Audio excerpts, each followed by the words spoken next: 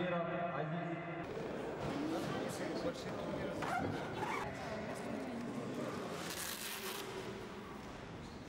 Бурбеков Алихан, Коркут Ареф.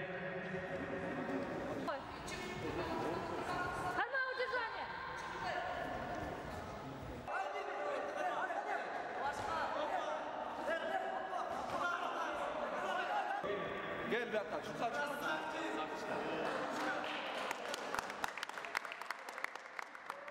Судейской команде за ваш труд. Ну и, естественно, поздравить наших победителей. Тәрбиялап, ардайым спортпенен машығып, мамлекетке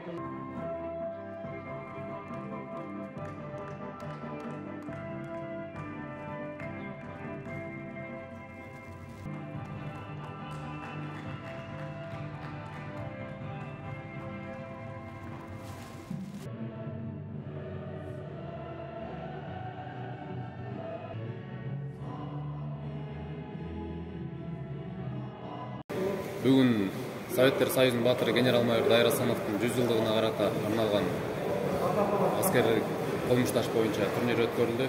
Общий 7 областтан спортчулар келип катышты. Өзүнүн чаберлигин көргөзүштү, тырышчактыгын көргөзүштү. Бардыгы 13 команда болду.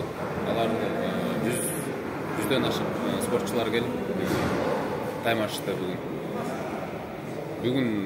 Историяда тарыхта биринчи жолу өткөрүлүп атат.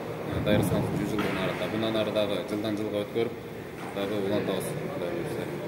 Өзүм Кыргыз улуттук аскер лицейинин дене тарбия жана аскерлик тартиптери кафедрасынын башчысымын. Өзүм ошо бир команда алып келгем. Спортчу балдарды даярдап, балдар жакшы результат көргөзүштү.